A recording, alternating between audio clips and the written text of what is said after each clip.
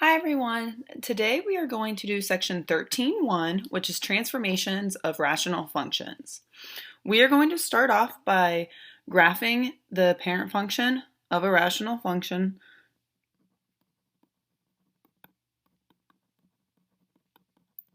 And then we're just going to talk about all the different transformations that occur in rational functions. And as you guys will see throughout the notes, that the transformations are very similar to what we have been doing already. So to graph this parent function, first I'm going to plot this on my calculator. Okay, I've got the 1 over x in there. Remember, typing a fraction, it's alpha y equals. Okay, this is the parent function of a rational function. I am going to graph some of those coordinate points over here off to the side. Notice that there was a vertical and a horizontal asymptote. Got an asymptote there on the y-axis, and we've got a horizontal asymptote on the x-axis. So this is when x equals 0, this is when y equals 0, okay? And then to plot some points here, I've got here my calculator. We are at 1, 1. At 2, we're at a half, and at a half, we're at 2. So it's going to look something kind of like this. And remember, asymptotes are lines that our graphs approach, but they never touch. Okay? And then at -1, -1, -1/2, -2, -2, 1/2. Alrighty.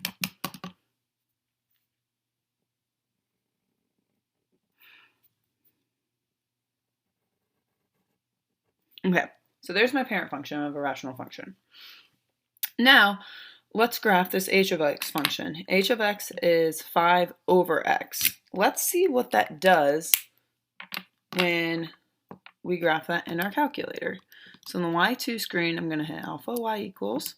I'm going to graph 5 over x. Let's look at that graph. Okay, so this graph, it actually is being stretched out a little bit here. So let's see, some coordinate points. Remember, this is the y2. So let's plot -1, -5.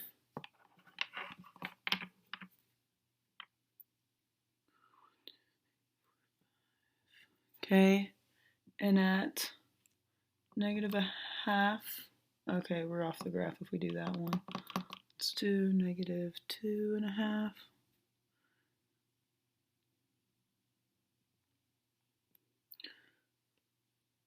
And what's it at? Negative. Okay, so it's going to look something kind of like this. Okay, and then over here, we've got 1, 2, 3, 4, 5. And we've got 2, 1, 2. Okay.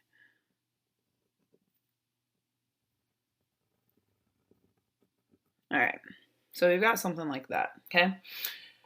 So just looking at this graph, what do you think the numerator is going to control here? This is a vertical stretch. Okay, this would be a vertical stretch by 5. All right, we will not do vertical compressions. All right, so if you want to make note, we will not have vertical compressions. We are not going to do those this year. Okay. All right. Number 2.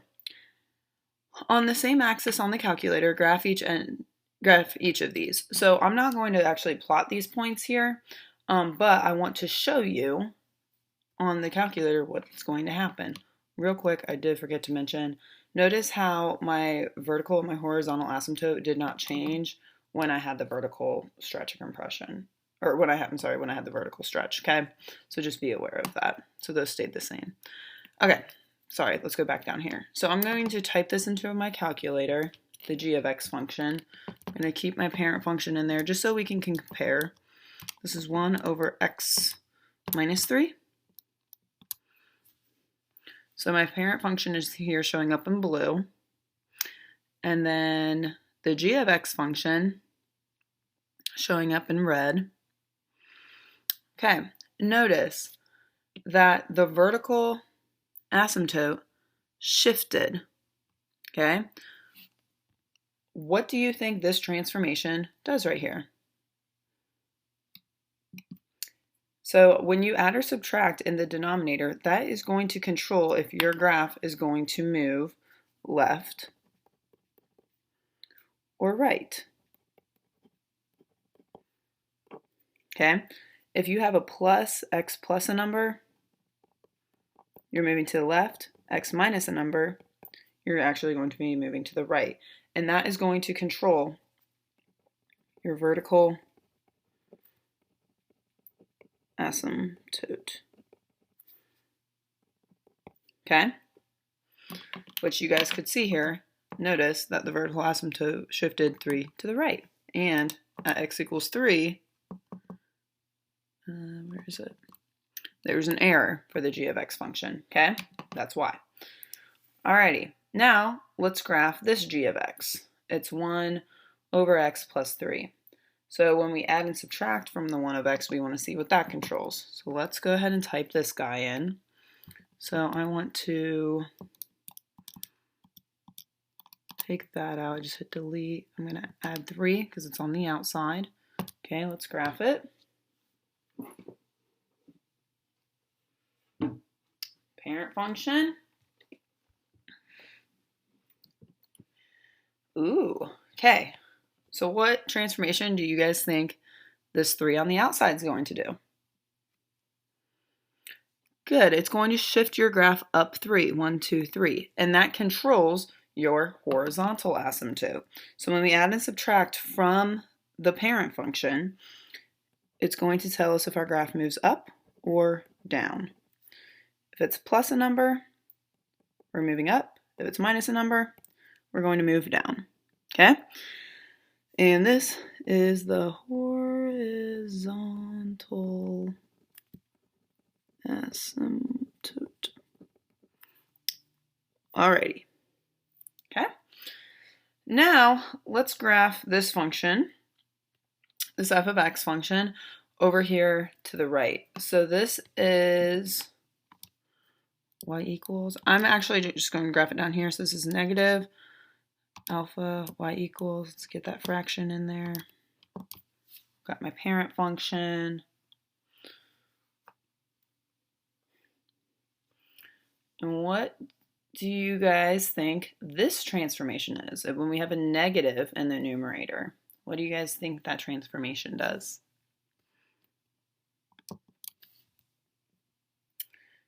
Good. It is a reflect over the x-axis. Oops. Reflection over x-axis. Make sure you guys identify if it's the x or the y-axis, okay? And when I go to plot these points here, let's see. Notice that my horizontal and vertical asymptote did not change. Always plot these for the rational functions, okay? And then I'm going to go ahead and graph some of these points. So negative 1, 1, this would be 1, negative 1. Okay, so this one's going to kind of go like this. Just giving you a general idea, just talking about these transformations. Okay? Alrighty. Now, number 5. Graph without the calculator. Okay, so based off of the transformations that we've talked about thus far, okay, let's think about what these transformations are doing. So my parent function is 1 over x, and then I've got this plus 2 in the denominator and this minus 4 on the outside. So this is going to transform my graph how? Left 2 and right, no, I'm sorry, well, left 2, up 4, or down 4, because it's minus 4. Ooh, sorry about that, guys. Blinked there for a second. Okay, left 2, down 4. Good. Okay, so I can draw this graph basically by just redrawing my asymptotes here.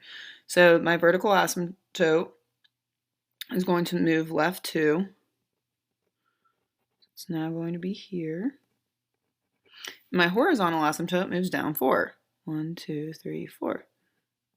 So it's right here.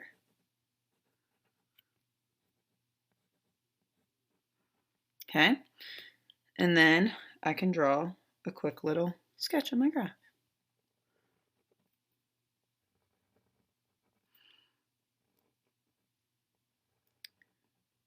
All right, so without the calculator, you guys still can move these points, okay?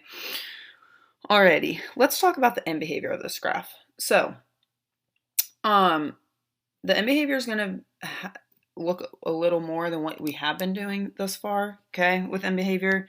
So just looking at this graph, we still want to look at when the x values go to positive infinity, what happens, and when the x values go to negative infinity, what happens, okay? So let's start with that setup.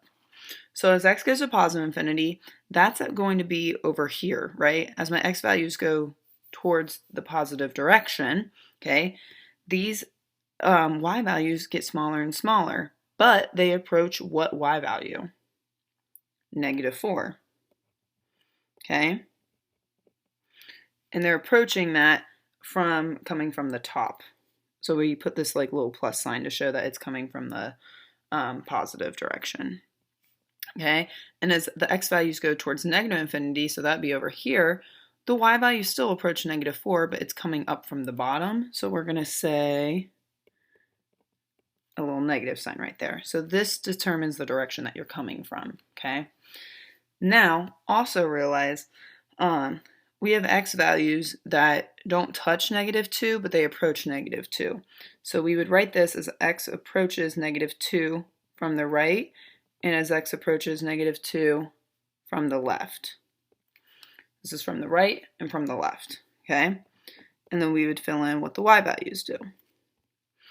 So as x approaches -2 from the right, my y values go up towards positive infinity. And as my x values approach -2 from the left, that's why we put a minus sign there, the y values point down towards negative infinity. So you kind of have 4 little parts to answer for end behavior instead of just these 2 because we have a vertical asymptote. So just be careful with that, okay? All right, the back side. All right, let's see what you guys can do now. So explain the transformation from the parent function to g of x. So go ahead and give me your best shot of what you think this is. This is a vertical stretch by 2 because of the, oh, I'm sorry, I was not even up there. I apologize. Vertical stretch by 2 because of the 2 in the numerator. Okay, we're moving our graph left 4 and then down 5. Okay, left 4 because the plus, and then -5 means down 5. Alrighty, number 7. Now explain this transformation. H of x. Go ahead and give me your best shot there. This can be rewritten as 1 over 2 times x minus 3. So all I did was factor out the 2 right there. So this graph is actually moving to the right 3. And this 2, okay, remember if it's up top, it's a vertical stretch. If it's in the bottom, like in the denominator, then that is going to be a horizontal stretch or compression. Now remember, this number for horizontal stretches and compressions, you have to do the reciprocal of it. So the reciprocal of 2 would be 1/2. So this is a horizontal compression by 2. Okay, so if you don't believe me though, you guys can always graph it. So let's go ahead and do that real quick. So alpha y equals 1 over 2x minus 6. I'm going to type in the original one just to show you guys. So that's my parent function. All right, so we want this to move right 3. Did my vertical asymptote change? 1, 2, 3. Yes, it did.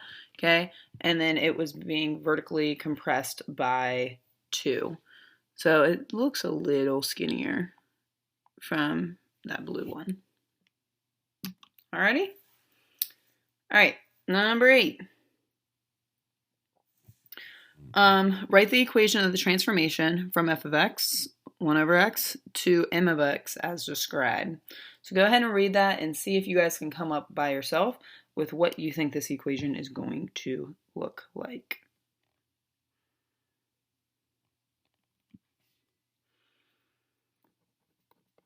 So m of x, we have, let's go ahead and set this up, okay? Translated, 1.5 units to the right, so this would be x minus 1.5. And 3 units up, so plus 3 on the outside. Stretched vertically by a factor of 2, so that gives my numerator, sorry.